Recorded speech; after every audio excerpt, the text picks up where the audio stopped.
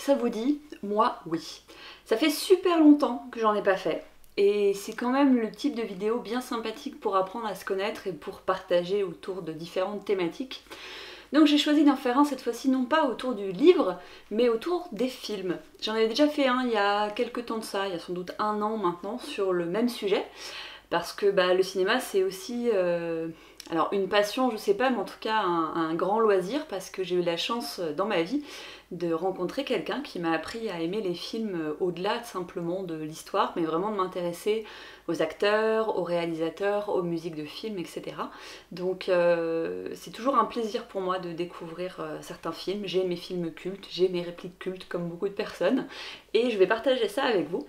Je ne sais plus du tout où j'avais récupéré ce tag, parce que ça fait très longtemps que je l'avais noté, vous vous souvenez, dans mon petit cahier que vous n'avez pas vu passer lui non plus depuis fort longtemps.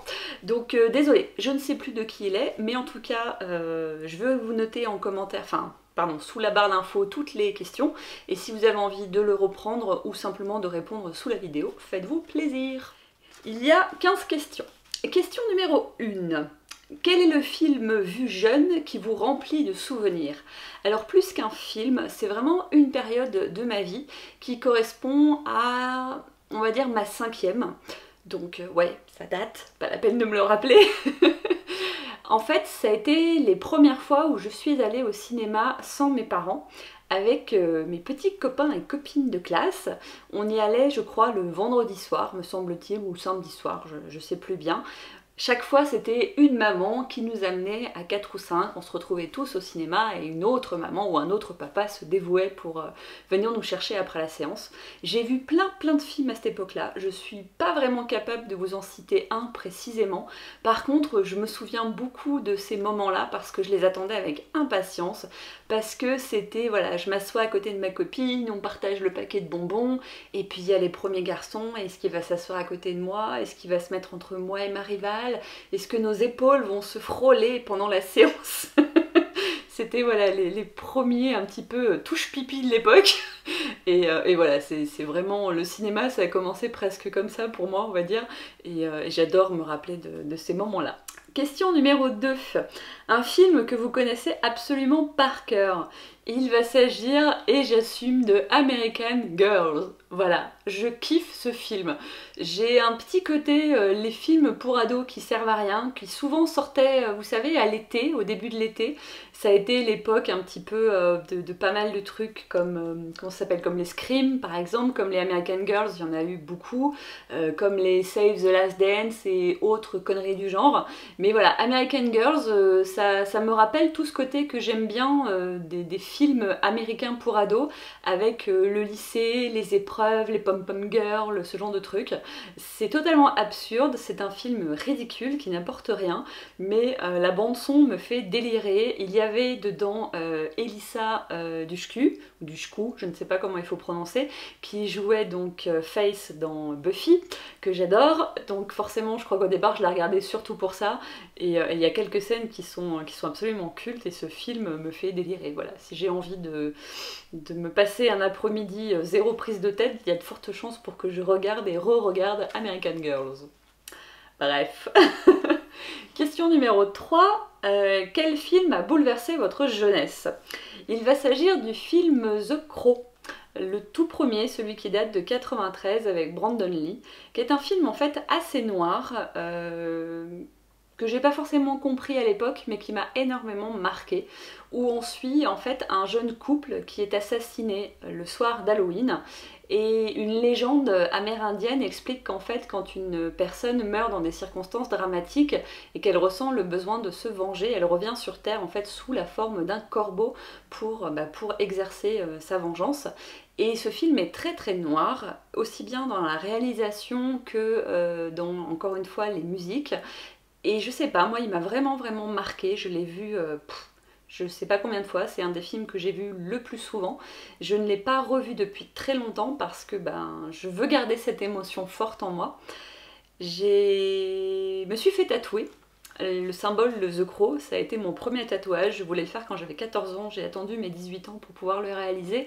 C'était quelque chose d'important pour moi. Je sais pas, la symbolique m'a vraiment marquée et c'est un film vraiment très bien fait. Donc si vous avez l'occasion de le voir, je vous déconseille les suites, je vous déconseille la série télé. Par contre, le premier, le seul, le vrai, l'unique, allez-y, à mon avis, il y a moyen que ça vous plaise. Question numéro 4. Quel film auriez-vous aimé écrire ou produire? Alors, pas un film en particulier, mais en tout cas un style, c'est les films de Miyazaki.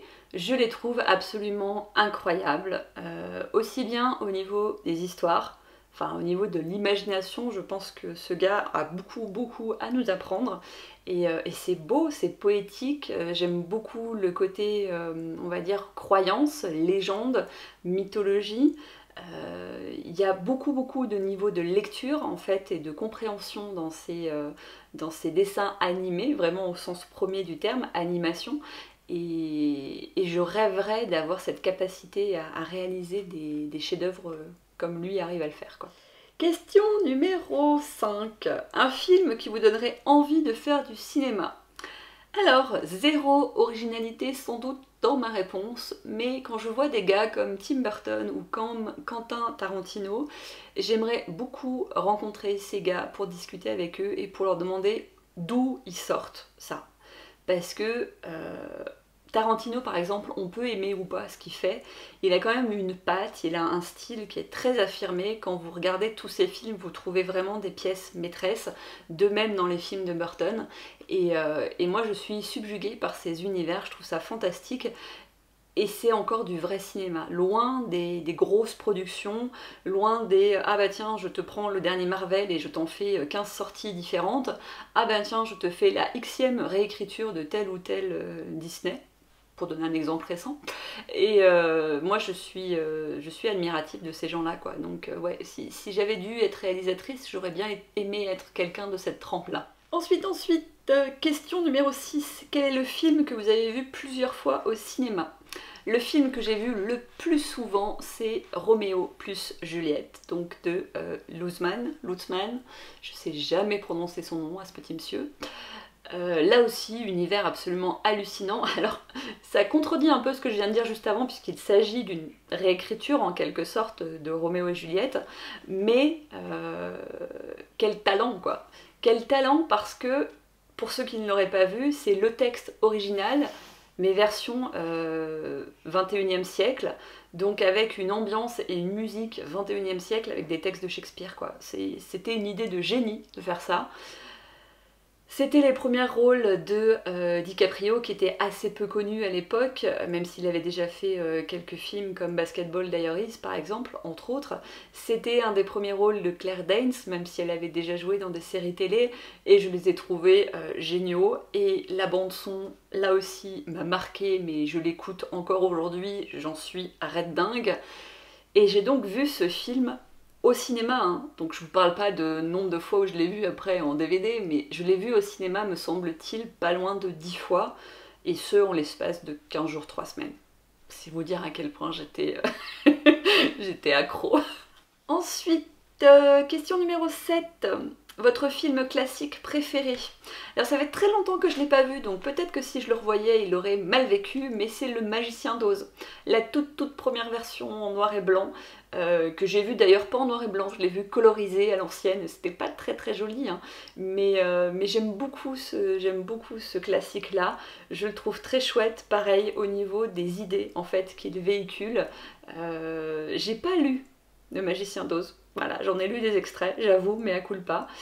J'ai lu une des réécritures en termes de BD, de graphisme, pardon, mais je crois pas avoir lu en entier Le Magicien d'Oz. J'ai d'ailleurs découvert récemment qu'il y avait plusieurs titres, mais voilà, c'est grâce au film que j'ai découvert l'existence de ce Magicien d'Oz, et c'est vraiment, là aussi, une belle histoire. Question numéro 8. Quel est le film pour lequel tu regrettes d'avoir payé ta place? Alors je vais vous citer le film, et je vais être incapable de vous en parler, mais c'est Copland, avec Sylvester Stallone. C'est un des films les plus daubés que j'ai jamais vu au cinéma. Voilà, je peux pas vous en dire plus, je me souviens même pas de l'histoire, je me souviens juste d'une scène à un moment donné où il y a des espèces d'explosions entre plusieurs voitures et que Sylvester Stallone se retrouve plus ou moins sourd. Donc vous avez une scène qui dure, mais en tout cas dans ma tête et dans mes souvenirs, très très longtemps, où il avance plus ou moins à l'aveugle au milieu de la fumée avec juste ce son bip pour bien montrer qu'il n'entend plus rien. Et oh, mais qu'est-ce que je me suis ennuyée! C'était, oh là là, une horreur, une horreur. Question numéro 9, un film qui vous fait réfléchir. Alors, Dead Man Walking, avec qui? Avec Sean Penn et avec, je vais oublier le nom de cette dame alors qu'elle joue tellement bien, elle aussi, Suzanne Sarandon. Suzanne Sarandon. Dans Dead Man Walking, vous suivez l'histoire en fait d'un homme qui est dans le couloir de la mort et qui reçoit la visite d'une sœur. C'est tiré d'une histoire vraie, il existe là aussi un livre biographique me semble-t-il. Et en fait, pendant tout le film, on va se poser la question de savoir s'il est réellement coupable ou non, avec la notion de pardon, bien évidemment, de la relation humaine au-delà du criminel. Et c'est un film qui est très très fort, qui est difficile parce qu'il y a des scènes qui sont vraiment dures à regarder, puisqu'on parle là de meurtre et de viol de jeunes adolescents. Mais moi, il m'avait, là aussi, je l'ai vu assez jeune, ça m'a beaucoup marqué, et ce serait intéressant que je le revoie, parce que il m'avait vraiment beaucoup apporté à l'époque, et c'est le genre de film qui ne vous laisse pas indifférent, quel que soit votre sujet sur la question, là en l'occurrence la peine de mort. Il amène à réfléchir, et j'aime bien aussi sortir du cinéma en me disant voilà, il y a quelque chose à débattre derrière.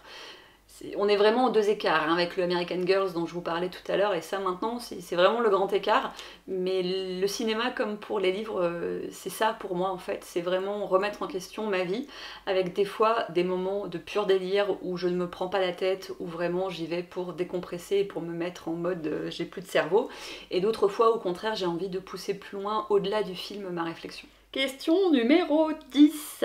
Quel film vous donne envie de tomber amoureuse?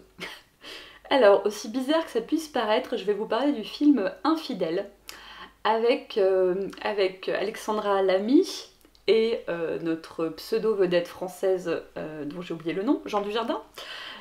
Infidèle, c'est un très chouette film qui parle donc d'infidélité avec une succession de scènes où voilà, on est face à deux hommes qui sont infidèles à leur femme.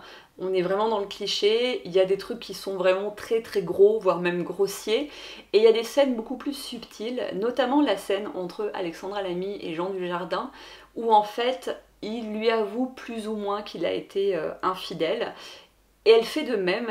Et autant il attendait de sa part qu'elle ait une réaction très très soft, autant lui ne supporte pas d'imaginer que sa femme ait pu faire la même chose, parce que c'est pas normal, les femmes ne font pas ça, les femmes n'ont pas besoin d'avoir des relations sexuelles, etc.